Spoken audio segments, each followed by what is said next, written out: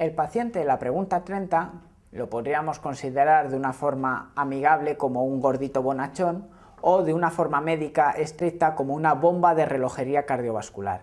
Es un paciente de muy alto riesgo cardiovascular porque presenta hipertensión, sobrepeso, es fumador, tiene hiperlipemia y además tiene algunos factores de riesgo no clásicos como es el estrés laboral. En este paciente no debemos ser condescendientes, decirle que no pasa nada, etcétera, sino ser científicos, rigurosos e informarle del elevado riesgo cardiovascular que padece. La hipertensión en sí misma no le va a matar, pero la hipertensión combinada con la hiperlipemia, combinada con la obesidad, combinada con el estrés, favorece enormemente la aterogénesis y por tanto el riesgo coronario, cerebrovascular, de enfermedad arterial periférica, etcétera.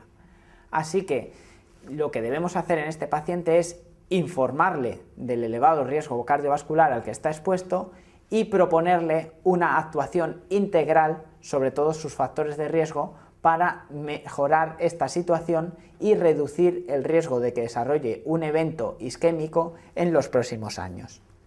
Para ello habrá que añadir antiagregación con ácido acetilsalicílico o con clopidogrel para intentar reducir el riesgo de eventos trombóticos y además habrá que modificar su estilo de vida. Deberá hacer una vida más saludable, intentar reducir el estrés laboral, realizar una dieta pobre en grasas, pobre en sal, con menos calorías y mayor ejercicio físico, pero esa es la parte, como quien dice, difícil. En esa no podemos intervenir nosotros, sino que intervendrá el paciente y dependerá de su grado de concienciación. Lo que sí que depende de nosotros y que es obligado a hacer es intentar conseguir un adecuado control de los factores de riesgo cardiovascular. En cuanto a la obesidad, el objetivo de control es conseguir que el índice de masa corporal disminuya en un 10%. En cuanto a la tensión, el objetivo, en un paciente cualquiera, sería conseguir una tensión 140/90. Si el paciente fuera diabético, que no lo es, el objetivo sería 130/80 o en el caso de que tuviera nefropatía, considerada como proteinuria mayor de 1 gramo en 24 horas o creatinina mayor de 1,5, entonces perseguiríamos un objetivo más exigente de 125/75.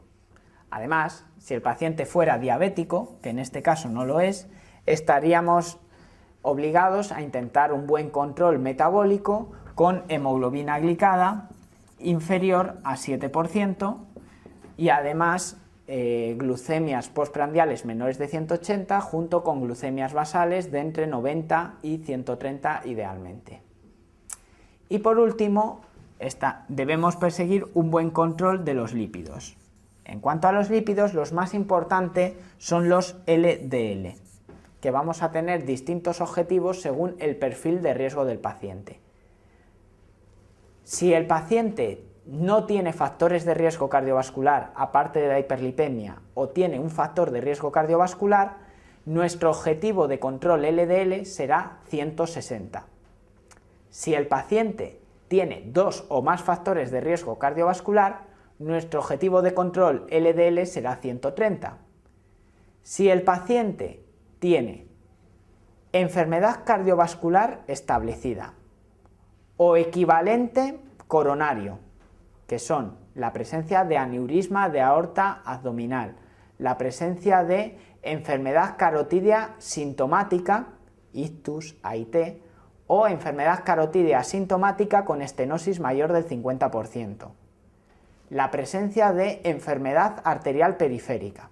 Todo ello se considera equivalente de riesgo coronario y la presencia de un equivalente de riesgo coronario nos obliga a manejar al paciente igual que si yo hubiera tenido un infarto o si tuviera angina de pecho o si hubiera sido sometido a un proceso de revascularización coronaria. Además, la presencia de diabetes mellitus también constituye una indicación de tratamiento más exigente del colesterol, puesto que se asocia a un riesgo cardiovascular similar, aunque no tan alto, al de haber padecido un evento coronario o presentar un equivalente de riesgo coronario. En cualquiera de estas tres situaciones, evento coronario, equivalente de riesgo coronario o diabetes mellitus, el objetivo de control LDL será 100. La diferencia también, aparte del objetivo de control LDL, estará en cuándo inicio tratamiento farmacológico. En un paciente que presenta exclusivamente factores de riesgo, el tratamiento farmacológico se supedita a la dieta y las modificaciones del estilo de vida y se inicia cuando tenemos niveles de LDL 30 por encima de mi objetivo de control. Por tanto, con ningún o un factor de riesgo empezaré con estatinas si el paciente tiene más de 190 de LDL tras 3 meses de dieta y ejercicio físico.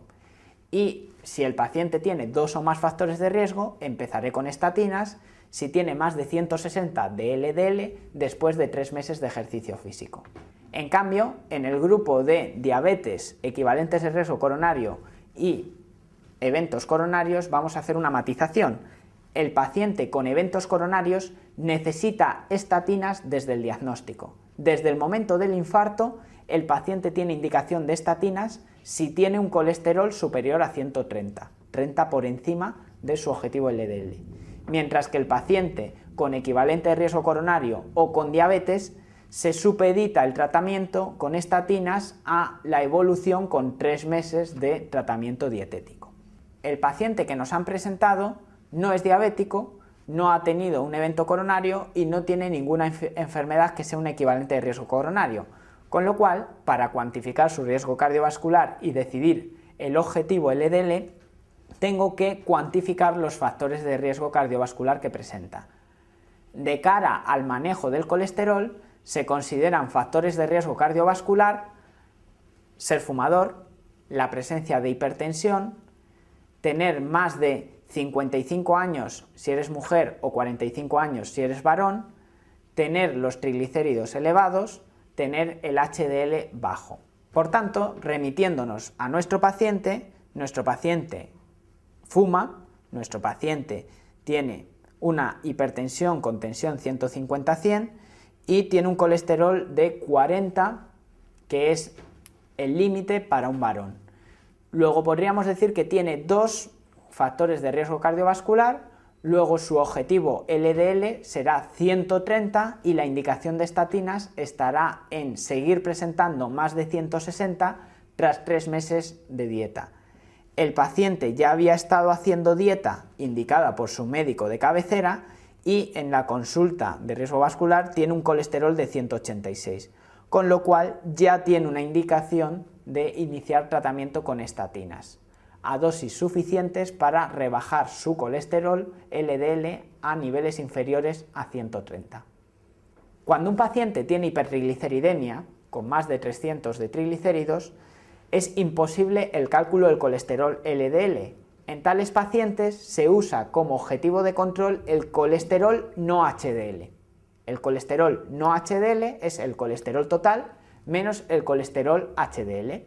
Y este colesterol no HDL se utiliza como objetivo de control sumando 30 al objetivo de control LDL. Así que con 0 o un factores de riesgo, el colesterol no HDL objetivo es 190, con 2 o más factores de riesgo, el colesterol no HDL objetivo sería 160 y con equivalente coronario o evento coronario o diabetes, el colesterol no HDL objetivo sería 130. Por completar, aparte del colesterol LDL, debemos intentar conseguir unos triglicéridos menores de 150 y perseguir un objetivo HDL mayor de 40 en el varón y de 50 en la mujer. En los distintos estudios encaminados a reducir LDL, se vio que los pacientes en los que aumentaba la HDL había menor riesgo cardiovascular. Sin embargo, hoy día no hay estudios encaminados exclusivamente a aumentar el HDL que digan que aumentar los niveles de HDL mejoran el riesgo cardiovascular. Lo que parece derivarse de estos estudios es que si intentando controlarte triglicéridos y LDL consigo que te suba el HDL, eso implica menor riesgo cardiovascular, pero nadie ha demostrado que intentar elevar el HDL específicamente reduzca el riesgo cardiovascular.